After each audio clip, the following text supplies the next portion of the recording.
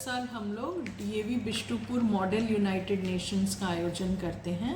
ये हमारा 9th addition है और शहर के बच्चे इस प्रोग्राम को बहुत उत्सुकता से देखते हैं क्योंकि ये एक इंटर स्कूल प्रोग्राम होता है जिसमें यूनाइटेड नेशंस के सारे बॉडीज़ को हम लोग उसको देख के उसकी तरह सारे रोल प्ले करते हैं और जो अपने ज्वलंत टॉपिक्स होते हैं उस पर डिबेटिंग होती है। जैसे कि यूनाइटेड नेशंस में United nation security council, climate commission, फिर यूएन वुमेन है और AIPPM भी है।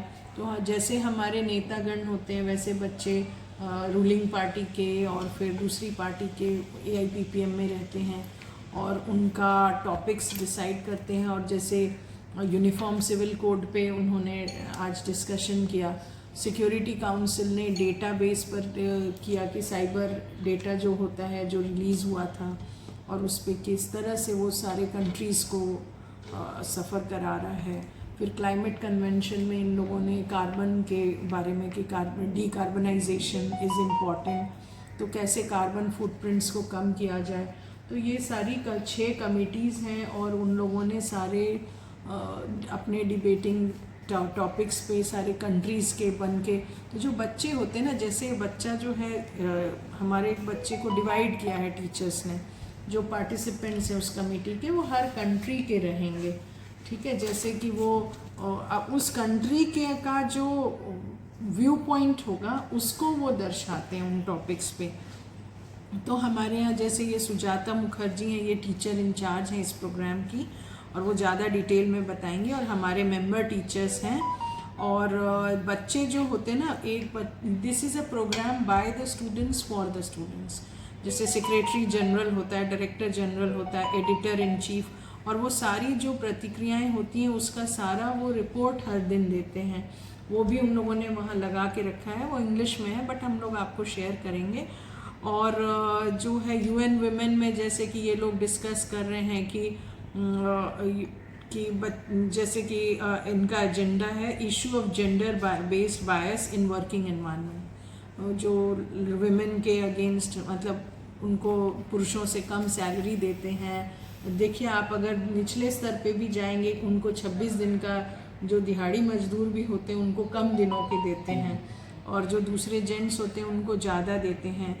अदरवाइज ऑल्सो इंजीनियरिंग फर्म्स में भी होता है कि विमेन को प्रमोशन जल्दी नहीं देते हैं और मेन को देते हैं। तो वो जेंडर बायस के बारे में उन्होंने at the working environment, then sexual harassment and gender based violence against women, इनके बारे में उन्होंने डिस्कशन किया। And they come to the best thing about this is, पूरा हाउस जो है पहले बातों को हर कंट्री वाले अपनी बात को पहले प्रेजेंट करते हैं, उसके बाद उसके ऊपर डिस्कशन होता है और उसके बाद एक रिजोल्यूशन निकल के आता है।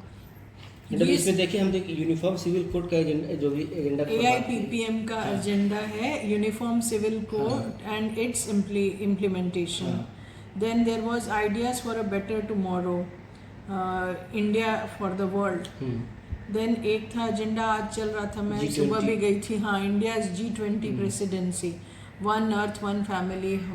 ये दोनों मुद्दा जो मैडम ये आपका मतलब इंडिया के लिए बहुत अहम है। और तो इस पर अब कैसे रूलिंग पार्टी उसको अच्छा कह रही है और दूसरे जो हैं उसको, बच्चों ने इस पर, जैसा कि हमको वहाँ पर पता चला कि बच्चों ने जो है यूनिफॉर्म सिविल कोड को सही बताया। मतलब बाल संसद अगर कहा जाए तो इन्होंने इसको माना कि यूनिफॉर्म सिविल कोड को निकाला गया, तुम उसका ही माना उन्होंने। उसका G20 समिट को लेकर मैं अपना कोई ओपिनियन यहाँ नहीं देना चाहती, ये बच्चों की संसद है और बच्चों की संसद ने उसको डिस्कस किया और उनके ओपिनियन से एक रिजोल्यूशन निकलता है। तो हम लोग किसी के लिए बायस्ड नहीं होके उनके डिस्कशन का ये रिजोल्यूशन होता है। तो ये मॉडल यूनाइटेड नेशंस का रिजोल्यूशन माना जाता है और उस पर कोई प्रतिक्रिया हम लोग नहीं देते हैं क्योंकि ये बच्चों ने आपस में डिस्कस किया। रूलिंग पार्टी और इसके सारे मेंबर बने, वो डॉक्यूमेंट्स को निकालते हैं, रिसर्च करते हैं, सब अपनी अपनी पॉइंट्स देते हैं और उसके बाद वो उसका रिजोल्यूशन निकालना।